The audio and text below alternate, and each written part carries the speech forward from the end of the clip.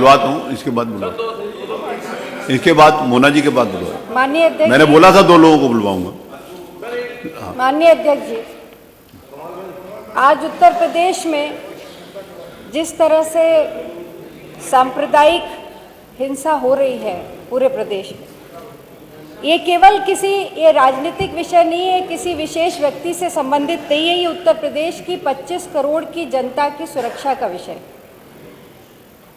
मैं ये मानती हूँ कि कोई भी सरकार और कोई भी मुख्यमंत्री ये नहीं चाहता कि सांप्रदायिक दंगे हों, प्रदेश जले। पर अफसोस की बात है कि आज उत्तर प्रदेश में 2 ऐसी दर्दनाक घटनाएं हुई जिसकी वजह से आज प्रदेश का माहौल ठीक नहीं है। विस्तार से हमारे वरिष्ठ साथी माननीय विधायक इकबाल जी ने पूरी बात संभल के बता दी, पर मैं शुरू करना चाहती हूँ जो इसके पहले की 13 अक्टूबर की जो घटना बहराइच में हुई, महसी तहसील में, जिस वजह से ये घटना हुई दुर्गा पंडाल में दुर्गा विसर्जन को लेकर के, पूरी घटना में माननीय अध्यक्ष जी उसको दोहराने से कोई फायदा नहीं है, क्योंकि मेरा आशय ये नहीं है कि कोई उत्तेजना पैदा की जाए, पर मेरा आशय सिर्फ इतना है कि जो तथ्य हैं उस पर चर्चा हो और केवल सदन को नहीं, इस प्रदेश की जनता भी जाने सच क्या है और सरकार का भी पक्ष आना चाहिए।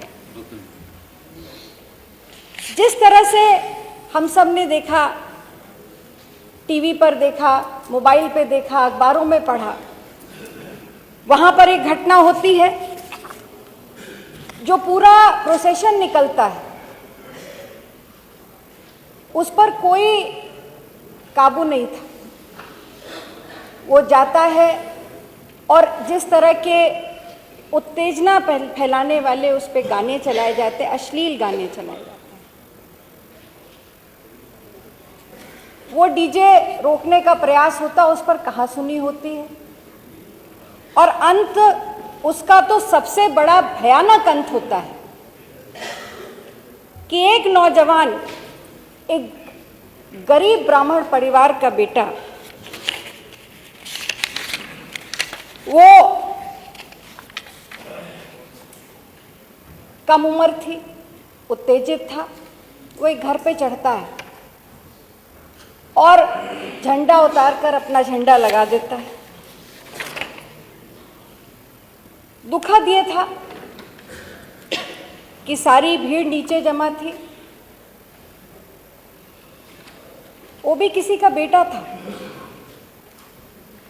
वो छत पे चढ़ता है और जब उतर करके वो अंदर से आता तो उसको गोली मार दी जाती है। ये दोनों पहलू दुखद है माननीय अध्यक्ष। जिस तरह से वहाँ का माहौल में उत्तेजना पैदा की गई और जिस तरह से उस बेटे की मौत होती है, दोनों चीज़ें दुखद है। सवाल ये नहीं है कि घटना हुई जो दुखद थी, सवाल ये है कि इस घटना का वातावरण बना कैसे। मैं 3 चीज़ें पूछना चाहती हूँ कि जिस दिन ये घटना हुई उसके पहले भी वहाँ पे बड़ा तनावपूर्ण माहौल था। क्या प्रशासन ने वहाँ पर समुचित व्यवस्था करी थी? क्या ये सच है? मैं नहीं जानती हूँ, पर जिस तरह से अखबारों में और टीवी में और वहाँ के साथियों ने बताया कि जो तनावपूर्ण माहौल था, वहाँ पे प्रशासन ने समुचित व्यवस्था नहीं करी सुरक्षा की, और लगातार इस घटना के बाद कई दिनों तक वहाँ पर एक तनावपूर्ण माहौल बना रहा। क्या ये प्रशासन के इनपुट का फेल्योर नहीं था? इंटेलिजेंस का फेल्योर नहीं था?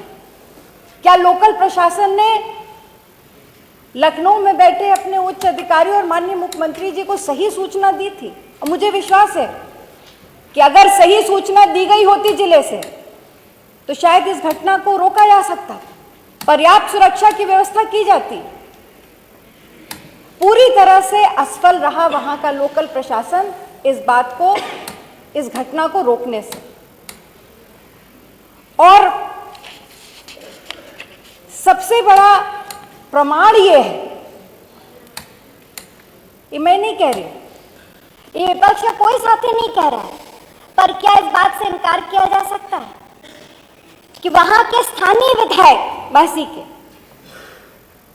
भाजपा के, उन्होंने अपने ही महानगर अध्यक्ष और कई साथियों के खिलाफ एफआईआर दर्ज कराई, और एफआईआर जो दर्ज कराई, नामजद एफआईआर दर्ज कराई, उसमें फायरिंग, पत्थरबाजी, गाली गलौज के आरोप लगे। ये एफआईआर किसी विपक्ष के सदस्य ने नहीं कराई थी, स्थानीय सदस्य ने कराई थी। इस सदन के एक जिम्मेदार सदन के सदस्य ने अपनी पार्टी के पदाधिकारी के खिलाफ कराई। क्या इससे भी ज्यादा कोई और बड़ा प्रमाण चाहिए?